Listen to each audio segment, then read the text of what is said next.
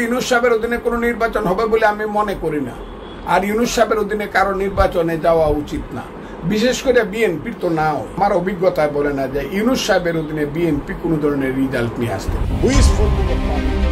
Doctor Yunus সরকারের অধীনে কোনো নির্বাচন হবে না। আমি চাই না। যে মেম্বার হতে পারে না, ইউনূস তাকে প্রধানমন্ত্রী বানায়। দিনে মানা রাতে টানা।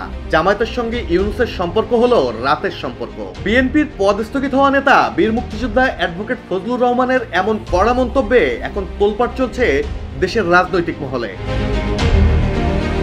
ফজলুর রহমান বলেন, ফেব্রুয়ারিতে নির্বাচন হবে এটা তিনি 90% বিশ্বাস করেন না। ডাকসুর মতো ডাইস বানিয়ে রাখা হয়েছে।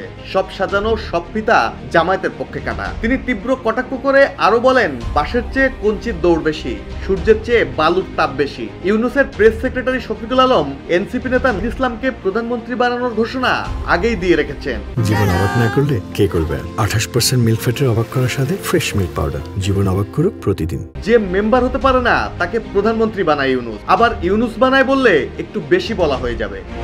বাগবিধি বাগধারা বাংলায় আছে, সূর্যের চেয়ে বালুর তাপ বেশি, প্রধান উপদেষ্টার চেয়ে তার প্রেস সেক্রেটারির তাপ বেশি।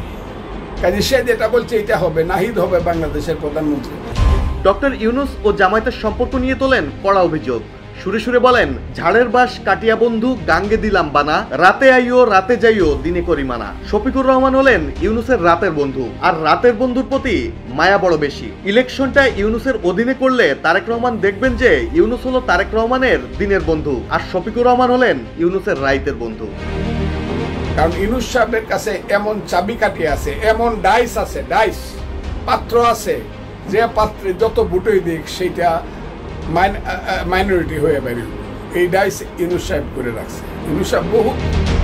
ফজলুর রহমান স্পষ্ট বলেন, ইউনূসের অধীনে নির্বাচন হলে সেটা কোনো নির্বাচনই হবে না। বাংলাদেশে সুষ্ঠু ভোট হতে পারে কেবল তত্ত্বাবধায়ক সরকারের অধীনে। তার মতে তত্ত্বাবধায়ক সরকার গঠিত হবে আইনের মাধ্যমে। সেই সরকার 3 মাসের জন্য কাজ করবে, 120 দিনের মধ্যে একটি সুষ্ঠু নিরপেক্ষ নির্বাচন দেবে।